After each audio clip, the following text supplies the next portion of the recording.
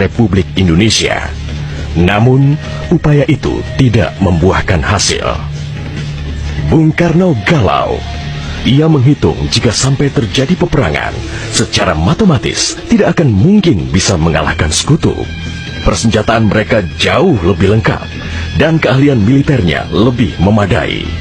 Atas saran Jenderal Besar Sudirman, Bung Karno diminta mengirim utusan khusus kepada Roisul Akbar Nahdlatul Ulama, Hadratus Syekh Kiai Haji Hashim Asy'ari di Pondok Pesantren Tebu Ireng, Jombang. Tujuannya meminta fatwa Kiai Hashim tentang hukumnya berjihad membela negara yang notabene bukan negara Islam seperti Indonesia. Kiai Hashim lantas memanggil Kiai Haji Wahab Hasbuloh dari Tambak Beras, Jombang. Kiai Wahab diminta mengumpulkan ketua-ketua NU se-Jawa dan Madura untuk membahas persoalan ini. Bukan hanya itu, Kiai Hashim juga meminta kiai-kiai utama NU melakukan sholat istikharah, salah satunya Kiai Abbas dari Buntet, Cirebon, Jawa Barat.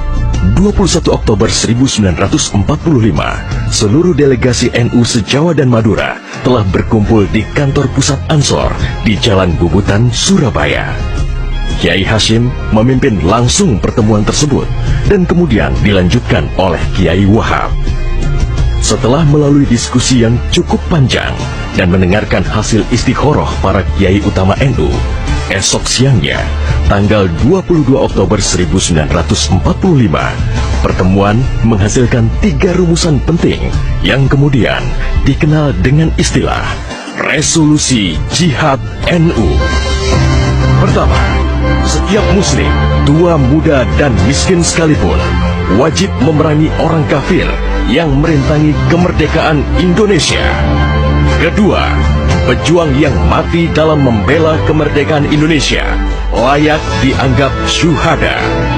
Ketiga, warga yang memihak kepada Belanda dianggap memecah belah persatuan dan oleh karena itu harus dihukum mati.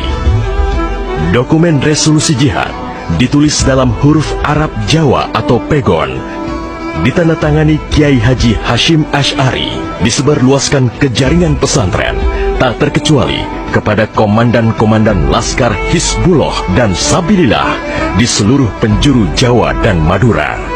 Dokumen resolusi jihad juga dimuat di sejumlah media massa pergerakan masa itu. Hanya berselang 3 hari pasca resolusi jihad dicetuskan, 6.000 tentara sekutu mendarat di Pelabuhan Tanjung Perak, Surabaya dengan persenjataan lengkap. Mendengar kedatangan pasukan penjajah, ribuan santri dan kiai dari penjuru Jawa Timur bergerak menuju Surabaya. Situasi pun terus memanas dan cenderung tak terkendali. Resolusi jihad NU telah memompa semangat perlawanan rakyat dan memicu terjadinya pertempuran hebat selama 3 hari di Surabaya, tanggal 27, 28, dan 29 Oktober 1945. Tentara Inggris kewalahan menghadapi perlawanan rakyat Jawa Timur. Mereka lantas mendatangkan Bung Karno ke Surabaya untuk diajak berunding melakukan gencatan senjata. Pagi hari tanggal 30 Oktober, gencatan senjata ditandatangani pemerintah Indonesia dan Inggris. Namun, sore harinya terjadi insiden di Jembatan Merah yang menewaskan orang nomor 1 tentara Inggris di Surabaya, Jenderal Malabi. Gencatan senjata pun langsung berakhir. Pengganti Malabi, Jenderal Robert Munser, mengultimatum Laskar Pejuang dan tentara Indonesia agar menyerahkan senjata kepada Inggris paling lambat 10 November 1945. Jika tidak, Inggris mengancam akan membumi hanguskan Surabaya. Mendengar ancaman itu, para komandan Laskar Hizbullah, Sabilillah, Mujahidin, TKR, dan para santri marah besar. Seorang pemuda bernama Sutomo atau yang dikenal dengan Bung Tomo sowan kepada Kiai Hashim. ia meminta izin kepada Kiai Hashim untuk menyiarkan dan menyebarluaskan resolusi jihad melalui radio. Bismillahirrahmanirrahim. Merdeka! Saudara-saudara penduduk kota Surabaya, kita semuanya telah mengetahui bahwa hari ini tentara Inggris telah menyebarkan pamflet-pamflet yang memberikan suatu ancaman kepada kita semua. Kita diwajibkan untuk dalam waktu yang mereka tentukan menyerahkan senjata-senjata yang telah kita rebut dari tangannya tentara Jepang. Tetapi inilah jawaban kita. Selama banteng-banteng Indonesia masih mempunyai darah merah yang dapat membikin setarik kain putih, merah dan putih, maka selama itu tidak akan kita mau menyerah kepada siapapun juga. Allahu Akbar, Allahu Akbar, Allahu Akbar. Merdeka! Pertempuran 10 November membuat malu tentara Inggris. Target mereka menguasai Surabaya dalam waktu 3 hari tak terbukti. Bahkan di hari yang kedua, Inggris kehilangan Jenderal Robert Munser. Artinya, dalam 1 bulan menghadapi arek-arek Surabaya, mereka sudah kehilangan 2 jenderal terbaiknya. Perang Surabaya berlangsung selama 3 minggu.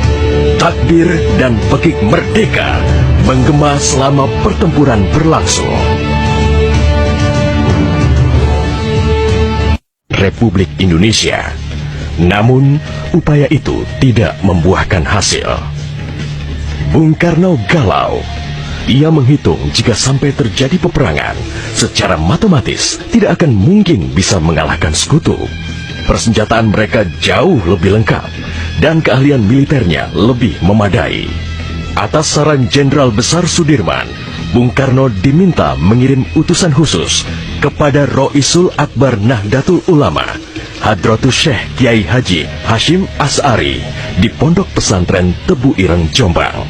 Tujuannya meminta fatwa Kiai Hashim tentang hukumnya berjihad membela negara yang notabene bukan negara Islam seperti Indonesia. Kiai Hashim lantas memanggil Kiai Haji Wahab Hasbuloh dari Tambak Beras, Jombang.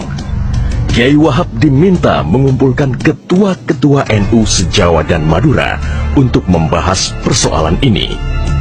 Bukan hanya itu, Kiai Hashim juga meminta kiai-kiai utama NU melakukan sholat istikharah, salah satunya Kiai Abbas dari Buntet, Cirebon, Jawa Barat. 21 Oktober 1945, seluruh delegasi NU se-Jawa dan Madura telah berkumpul di kantor pusat Ansor di Jalan Bubutan, Surabaya. Kiai Hashim memimpin langsung pertemuan tersebut dan kemudian dilanjutkan oleh Kiai Wahab.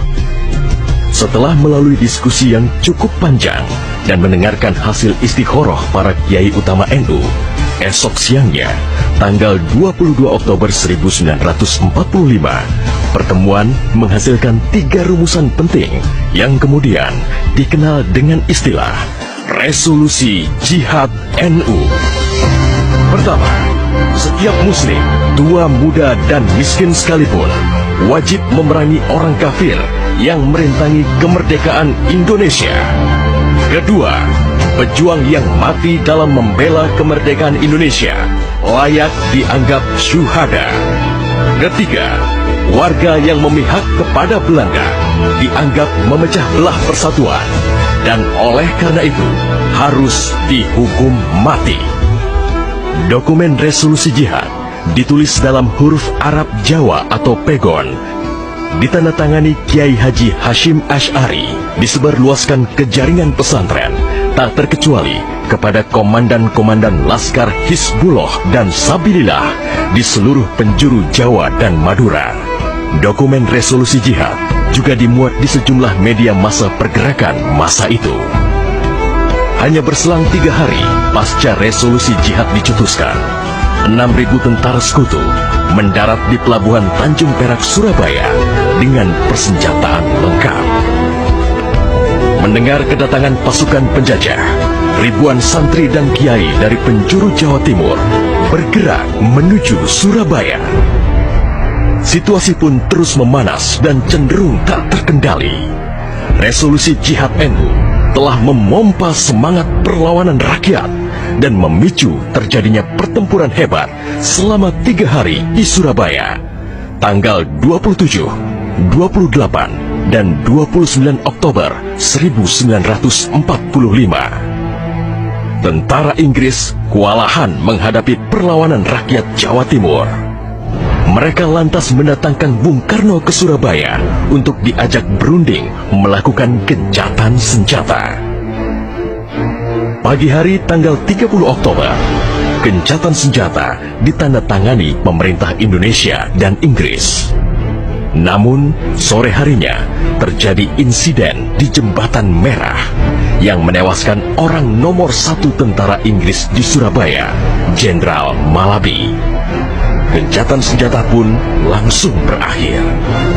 Pengganti Malabi, Jenderal Robert Munser, mengultimatum Laskar Pejuang dan tentara Indonesia agar menyerahkan senjata kepada Inggris paling lambat 10 November 1945. Jika tidak, Inggris mengancam akan membumi hanguskan Surabaya.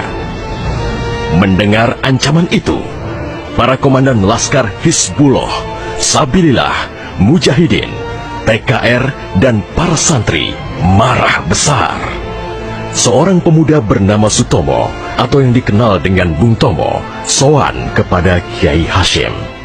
Ia meminta izin kepada Kiai Hashim untuk menyiarkan dan menyebarluaskan resolusi jihad melalui radio. Bismillahirrahmanirrahim. Merdeka! Saudara-saudara penduduk kota Surabaya, kita semuanya telah mengetahui bahwa hari ini tentara Inggris telah menyebarkan pamflet-pamflet yang memberikan suatu ancaman kepada kita semua. Kita diwajibkan untuk dalam waktu yang mereka tentukan menyerahkan senjata-senjata yang telah kita rebut dari tangannya tentara Jepang. Tetapi inilah jawaban kita. Selama banteng-banteng Indonesia masih mempunyai darah merah yang dapat membikin setarik kain putih, merah dan putih, maka selama itu tidak akan kita mau menyerah kepada siapapun juga. Allahu Akbar, Allahu Akbar, Allahu Akbar. Merdeka! Pertempuran 10 November membuat malu tentara Inggris. Target mereka menguasai Surabaya dalam waktu 3 hari tak terbukti. Bahkan di hari yang kedua, Inggris kehilangan Jenderal Robert Munser. Artinya, dalam 1 bulan menghadapi arek-arek Surabaya, mereka sudah kehilangan 2 jenderal terbaiknya. Perang Surabaya berlangsung selama 3 minggu. Takbir dan pekik merdeka menggema selama pertempuran berlangsung.